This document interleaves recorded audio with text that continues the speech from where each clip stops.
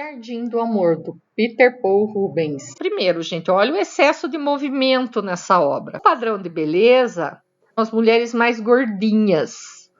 As pessoas mais gordinhas. Por quê? Quem era gordinha não trabalhava na roça. Então tinha pouca gente mais gordinha. Padrão, beleza, é sempre o que é difícil de alcançar.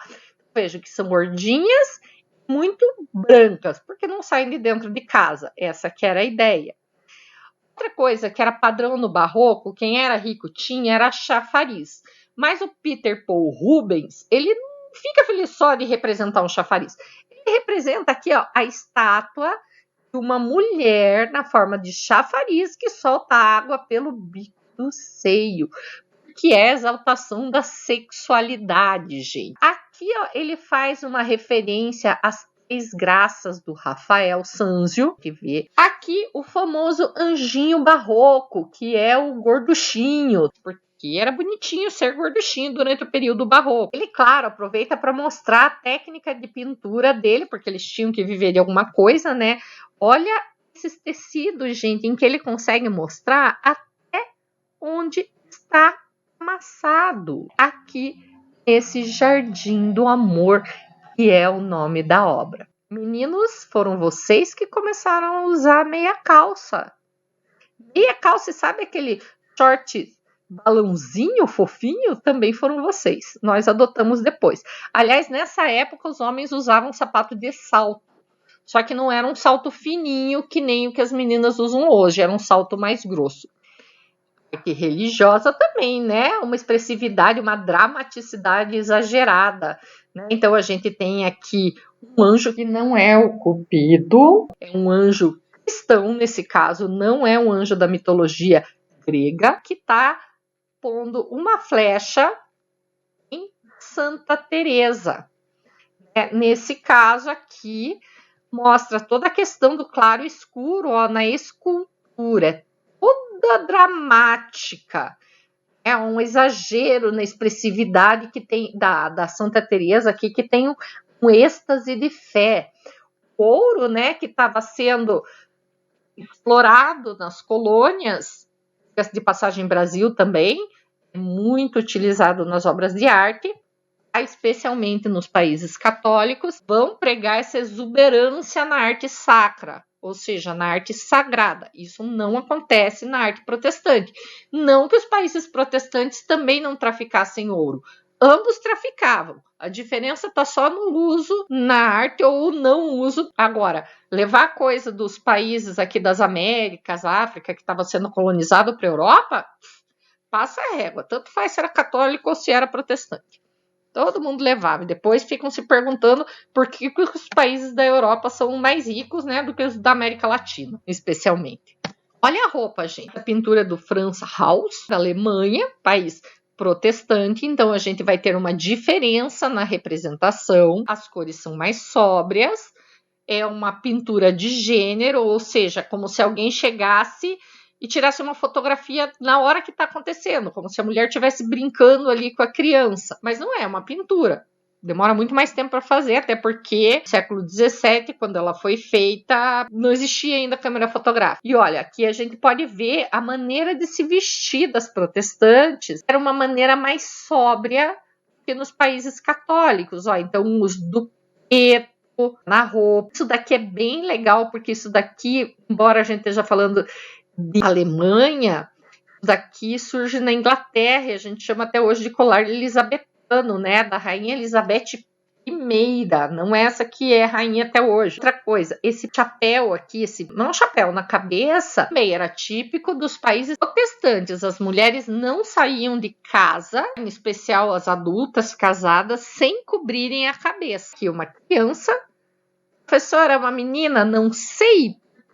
Menina e menino se vestiam igual quando era bebê, gente, nessa época. Essa distinção de roupa é uma coisa, assim, mais da segunda fase do século XX. Se vocês pegarem as fotos lá dos bisavós de vocês, neném, é tudo meio parecido a roupa. E, ó, gente, pensa essa renda que pinicava, coitada dessa criança. Mas, enfim, né, ainda bem que tinha um bonequinho lá que ficava de modelo pro artista pintar.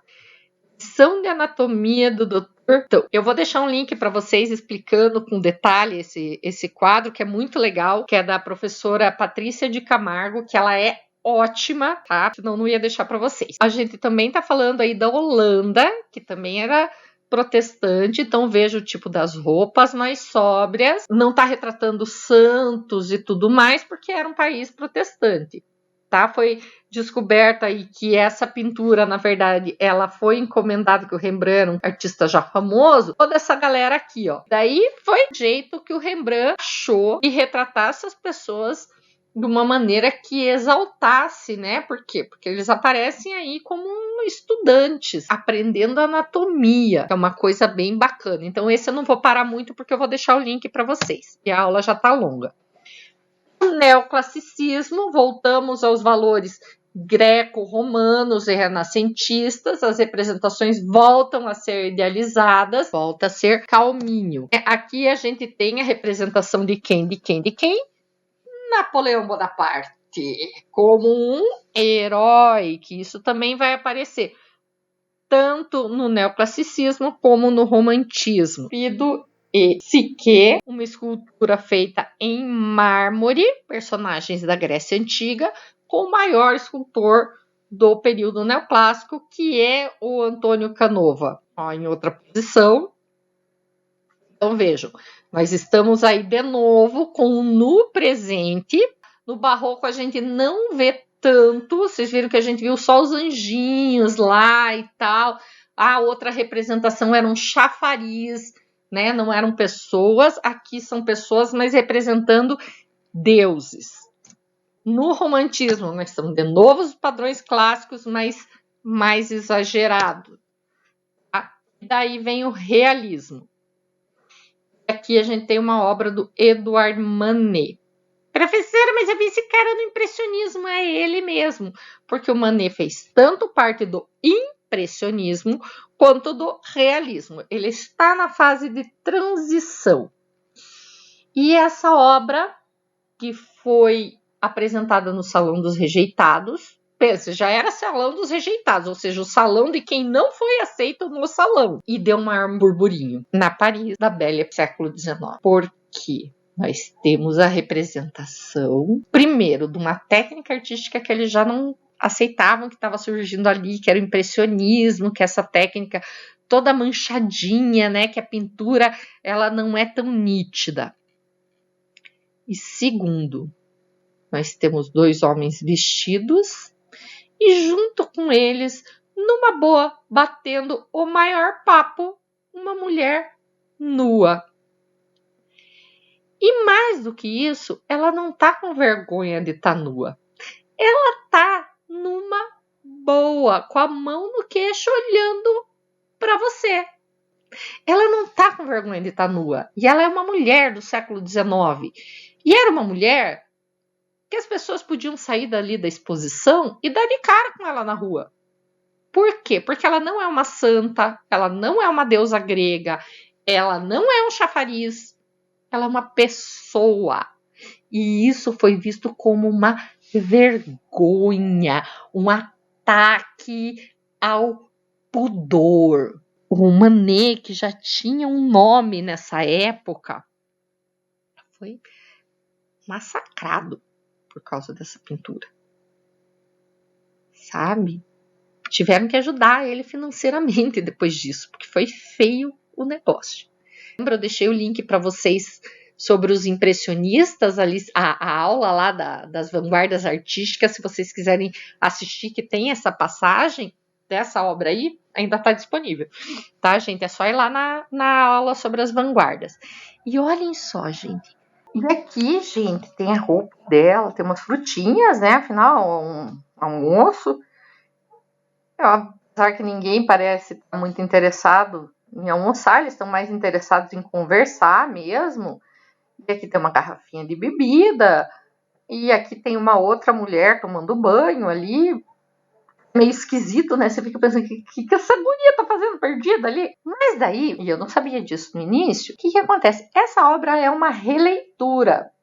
Então veja, quando a professora pede releitura de obra de arte que vocês ficam reinando, reler não é fazer cópia, ela serve só para vocês poderem conhecer a obra original e estimular a criatividade de vocês. Então, esta obra é releitura desta obra. O Julgamento de Paris, de 1515, bem antiguinha, que já é releitura de uma outra obra também. Quem que foi Paris? Se vocês forem ler a obra do Homero, grande escritor lá da Grécia Antiga, no livro Ilíada, vocês vão ver que o Paris foi para a Grécia, conheceu a esposa do rei Menelau, que se chamava Helena, e se apaixonou pela Helena. E o que ele fez? Raptou a Helena. Alguns dizem que não foi rapto, que ela foi porque quis, mas enfim, não importa. Na história, raptou a Helena e levou para Troia. E foi por isso que os gregos se uniram, se armaram e foram para Troia para atacar Troia, que tinha aquelas muralhas que eram intransponíveis, ou seja, ninguém podia entrar. E daí que eles fazem aquele cavalo de Troia para dar de presente para o rei Príamo, que eles entraram, o cavalo era oco, os soldados todos entraram dentro, o rei Príamo, que era bem gente boa, achou que era realmente um presente dos gregos, que tinham se arrependido de atacar, acabou recolhendo o cavalo, e daí eles conseguiram adentrar as muralhas, e assim eles venceram os troianos. Então, está contando do julgamento desse Paris, porque foi o Paris, na sua inconsequência, né? Ele era um príncipe, era filho do rei Príamo, irmão do Heitor, foi em consequência dele que causou essa guerra, tá? Daí a gente vai ver aí, tem a presença de alguns deuses, enfim, toda a história ali do que está acontecendo, e o Paris ia ter que se explicar, tá? O que ele faz?